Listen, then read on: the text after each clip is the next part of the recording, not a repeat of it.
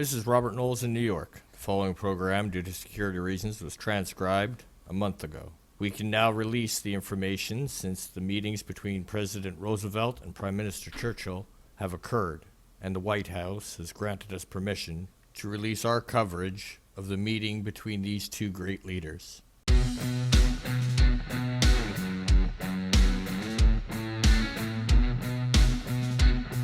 History with R&R presents November 1943, North Atlantic Ocean and Cairo, Egypt.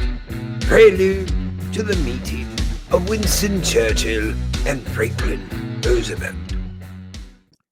This is Jeff Franklin. I'm with the press corps of President Franklin Delano Roosevelt on board USS Iowa. We have heard that we are going to meet British Prime Minister Winston Churchill, but we are unsure where that meeting is taking place. The President apparently is planning for naval drills this morning with anti-aircraft and torpedo exercises. It is afternoon here in the North Atlantic. We are cruising at a fairly good clip across the ocean. I can see the task force of protective ships from my vantage point on the fantail. Richard Simpson is on board another ship of the task force, the William D. Porter. Take it away, Richard. It has been an eventful trip so far aboard the Willie D, as she is called by her crew. 2 days ago, we left Norfolk to meet with the task force. Leaving the port, the anchor clipped the ship behind her, ripping the railing and the lifeboat off that vessel. Yesterday, a depth charge fell off of the ship, which then exploded. This caused a battle stations, or general quarters as it is known in the fleet, to happen throughout the task force while looking for a possible German submarine. The task force, again, is gone to general quarters in preparation for the battle drills asked for by the President. I am currently watching the liftoff of a large number of balloons. Apparently, this is going to be an anti-aircraft drill. While the ships have all gone to general quarters, the President is sitting in his wheelchair on the main deck in the aft section of the Iowa. The balloons are now aloft, and the anti-aircraft guns are now roaring. Some of the balloons are drifting aft toward the William D. Porter. We now go back to Richard on board the Porter. I can now see the balloons coming into view. The anti-aircraft guns are beginning to light up the sky. The entire task force is ordered to be radio silent. Wait a minute, what was that? Apparently, a torpedo has somehow launched from the William D. Porter. I can see signal lights flashing frantically above me. I can see the wake of the torpedo heading for the Iowa. I am hearing from Richard that a torpedo has been launched from the William D. Porter. No one seems to be concerned here on the Iowa. As a matter of fact, the President has asked to be moved to the port side railing to see what is going on. Everything seems to be normal. I can see signal lights from the Porter, but there doesn't seem to be any concern on our end. I am standing by the starboard railing trying to see what is going on. Iowa is turning sharp to the starboard. I'm barely hanging onto the railing, trying to stay aboard. The torpedo just exploded after the Iowa. Looking at the President, he doesn't seem to be the least bit concerned. Maybe even smiling?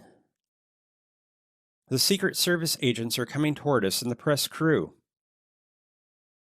I am hearing that the William D. Porter is leaving the task force. As best as I can tell, we are heading south while the task force heads east.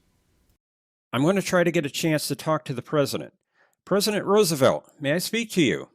Yes, it's Franklin, right? Yes, sir. Jeff Franklin, History Broadcasting System. I was wondering if there was anything you could tell us about the upcoming meeting. Franklin. That's a good name if I do say so myself. Who cares if it comes first or last? Now, I can't say much. Being in the press corps, you know that. What I can say is that this is going to be an interesting meeting, to say the least. Mr. Churchill and I don't see eye to eye all the time.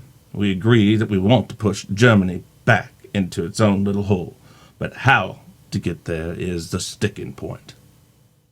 How do you mean, Mr. President? It's never been a secret that Mr. Churchill wants to invade Europe, as do I. But I want to go through France. Churchill wants to go through Greece. He feels the Germans are weaker there. But our friends the French are suffering, and to be honest, it's easier to get to Germany through France. Marshal Stalin's of the same belief, although I'm not sure he cares either way. and I'm not one to really care what Marshal Stalin wants. But given Churchill's track record, Gallipoli, excuse me, it's something we're going to have to discuss. There's not much of 1943 left at this point, so I would assume that it would be early 1944. A timetable has not been set. That is one of the discussion points for when we get to Cairo. We also have to discuss the future of China. That's why General Chang will be in Cairo too. Mr. Churchill and I will be meeting with Stalin a couple days after the Cairo meeting in Tehran. I want to see what Stalin has to say. Now, if you'll excuse me, I'm getting tired with all the excitement of this afternoon. I trust you are okay after the torpedo stunt. Of course I am, sir. Thank you. I'm sure we will be able to talk more later. I look forward to it. And that was President Franklin Delano Roosevelt, telling us that not only is there a planned meeting in Cairo, but one in Tehran as well. This is Richard Simpson aboard the USS William D. Porter. We are pierside in Bermuda, where a fact-finding committee has been convened to discuss the launch of a torpedo from the ship on the USS Iowa that was carrying the President of the United States. This should take a few days. This is Robert Knowles with Prime Minister Winston Churchill in Cairo, Egypt. Due to security issues, this is being recorded to be sent back to New York at its earliest convenience. The plan here is to have a meeting between President Roosevelt of the United States and Winston Churchill of England. I would assume that the invasion of Europe will come up as well. Prime Minister Churchill is walking towards me now. He has a look of someone who actually wants to talk to the press. Hello, gentlemen. Not going to take much of your time today, but I wanted to see what I could answer for you that you have been here this long. Mr. Churchill, what do you have in mind for the invasion of Europe? Right now, I want to see how the invasion of Italy is going to go. 2 months ago, our troops crossed from Sicily to the mainland. We have been making progress. It's been slow going, but I expect that Italy may not be in the war much longer. What about the second front, sir? Roosevelt and Stalin have been talking about that for some time. I expect that they want to go through France. I don't think that going through France is really worth the loss of life that will come with it. The Germans have had a couple of years to build up defenses in France. Not sure that attacking the fortress of Europe is a good idea. So, what do you recommend, sir? I think we should go through Greece for a couple of reasons. I think the Germans will be weaker there.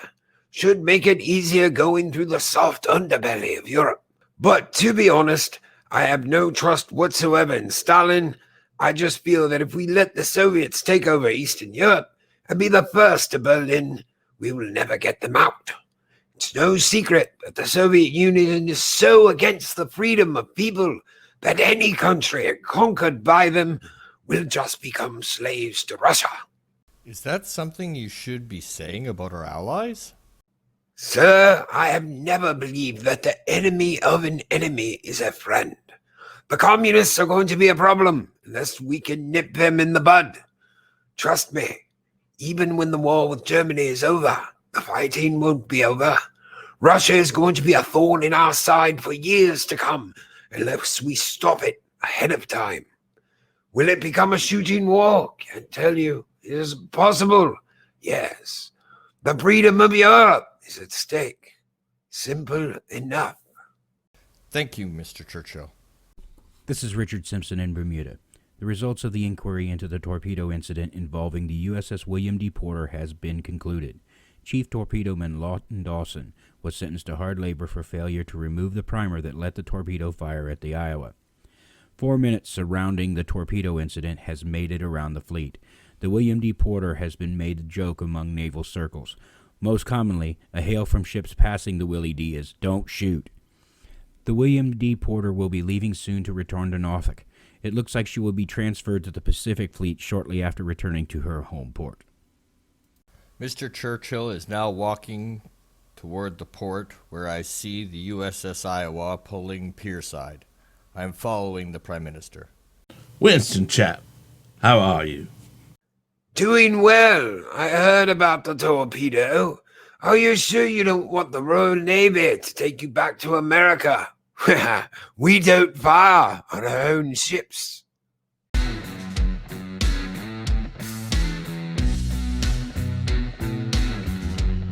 This presentation of history with R&R, The Prelude to Cairo, was produced, edited, and directed by Robert Knowles. It was written by Richard Simpson.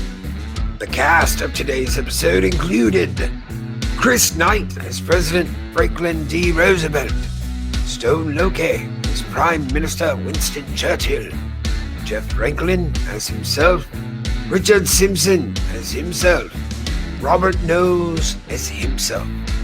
Join us next time as History with R&R goes to February 1587, to the death of Mary, Queen of Scots. Please subscribe, like, and comment, and check out the links below for more content.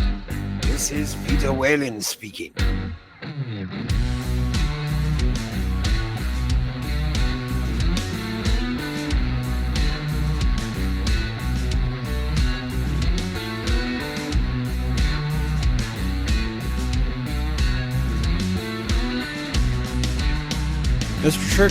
Mr. Churchill, can I take you up on that ride to America?